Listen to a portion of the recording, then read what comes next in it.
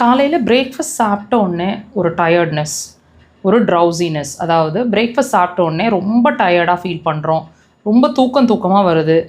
9 மணிலேருந்து 11 மணி 12 மணிக்குள்ளே அவ்வளோ நல்ல தூக்கம் வருது. நைட்டில் கூட அந்தளவுக்கு தூக்கம் இல்லை, ஆனால் பகலில் அந்த மார்னிங் ஹவர்ஸ் அவ்வளோ நல்ல தூக்கம் வருது. இதை வந்து எப்படி மாற்றுறதுன்னு தெரியல, எந்த வேலையும் செய்ய முடியல அந்த மார்னிங் ஹவர்ஸ்னு ஃபீல் பண்ணிகிட்ருக்கீங்கன்னா, இதை மாற்றி நல்ல சுறுசுறுப்பாக மாறுறதுக்கான பாயிண்ட்டுங்க இது. லொக்கேஷன் பாருங்கள், கால் பாதத்தில் பெருவிரல் இப்படி மடிச்சிங்கன்னு சொன்னால் 2 கலர் சேர்கிற இடத்துல எக்ஸாக்டாக மார்க் பண்ணியிருக்கிறாங்க பாயிண்ட்டை.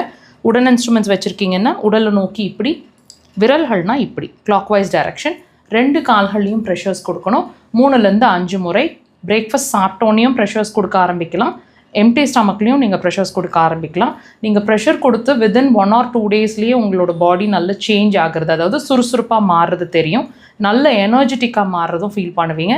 கண்டினியூஸாக ஒரு 10 or 21 டேஸ் ப்ரெஷர்ஸ் கொடுக்க ஆரம்பிச்சிங்கன்னா ரிசல்ட்ஸ் ரொம்ப நல்லாயிருக்கும். ட்ரை பண்ணுங்கள்.